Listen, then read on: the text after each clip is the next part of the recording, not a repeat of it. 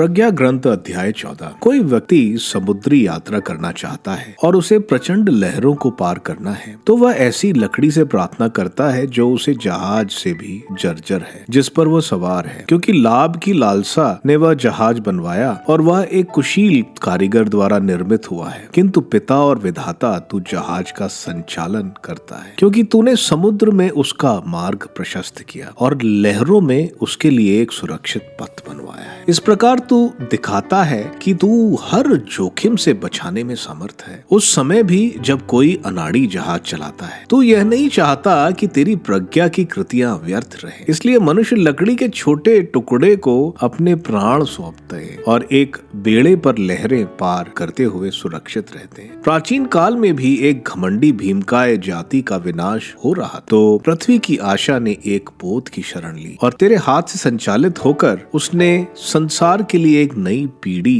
का बीज छोड़ा। धन्य है लकड़ी जिसने द्वारा न्याय होता है, किंतु हाथ से बनी हुई वस्तु अभिशप्त है, मूर्ति भी और बनाने वाला भी, क्योंकि उसने उसे बनाया और मूर्ति नश्वर होते हुए भी ईश्वर कहलाती है। ईश्वर को दुष्ट और उसकी दुष्टता दोनों से समान रूप से घृणा है। कृति को और उसके कृतिकार को दोनों को दंड दिया जाएगा। इसलिए राष्ट्रों की देव मूर्तियों को दंड दिया जाएगा, क्योंकि वह ईश्वर की सृष्टि से घृणा के पात्र हैं। मनुष्य की आत्माओं के लिए पाप का कारण और मूर्खों के पैरों के लिए फंदा बन गई है। देव मूर्तियों की उत्पत्ति, मूर्तियों की कल्पना से धर्म त्याग प्रारंभ हुआ और उनके निर्माण ने जीवन को भ्रष्ट कर दिया, क्योंकि वे ना तो आदि में विद्यमान थी और ना सदा बनी रहेंगी। मनुष्यों की व्यर्थ कल्पना के कारण उनका पृथ्वी पर आगमन हुआ था और इसलिए उनका अकस्मात अंत निश्चित किया गया है। अप्रत्याशित शोक से दुखी होकर किसी पिता ने अपने बच्चे की मूर्ति बनवाई, जिससे असमय में मृत्यु हो गई थी। जो बच्चा मनुष्य के रूप में मर गया था, वह उसे अब देवता का आदर देने और अपने अधीन लोगों द्वारा पूजा पाठ करने लगे। इसके बाद इस दुष्ट प्रथा को बल मिला,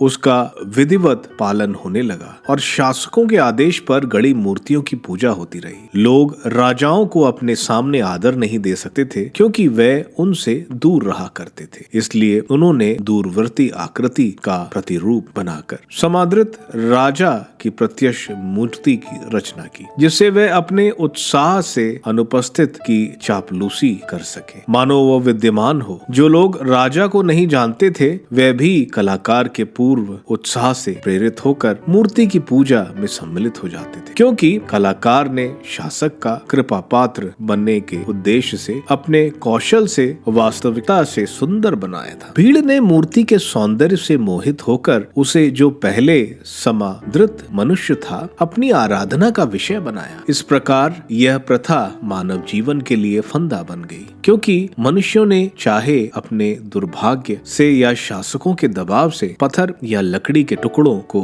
वही नाम दिया जो किसी दूसरे को नहीं दिया जा सकता। मूर्ति पूजा का परिणाम, वे न केवल ईश्वर के ज्ञान के विषय में भटक गए, बल्कि वे अपने अज्ञान के कारण जो घोर संघर्ष का जीवन बिताते हैं, अपनी इस दयनीय दशा को शांति का नाम देते हैं। वे अपने पुत्रों की बलि चढ़ाते, रहस्य अनुष्ठान मनाते और रंगरलियों के साथ दावतें उड़ाते हैं। वे ना तो जीवन का आदर करते और ना विवाह की पवित्रता का। वे षड्यंत्र रचकर एक दूसरे का वध करते और व्यभिचार द्वारा एक दूसरे को दुख देते हैं। चारों ओर अव्यवस्था है, रक्त और वध, चोरी और छल कपट, प्रलोभन और बेईमानी, दंगा और झूठी शपथ, मूल्यों का विघटन, परोपकार की कृतज्ञता, आत्माओं का दूषण, अप्राकृतिक सत्संग, विवाह का व्यतिक्रम और लंपटता, क्योंकि घृणित देव मूर्तियों की पूजा सभी बुराइयों का प्रारंभ कारण और पराकाष्ठा है। मूर्ति पूजक या तो आनंद तिरक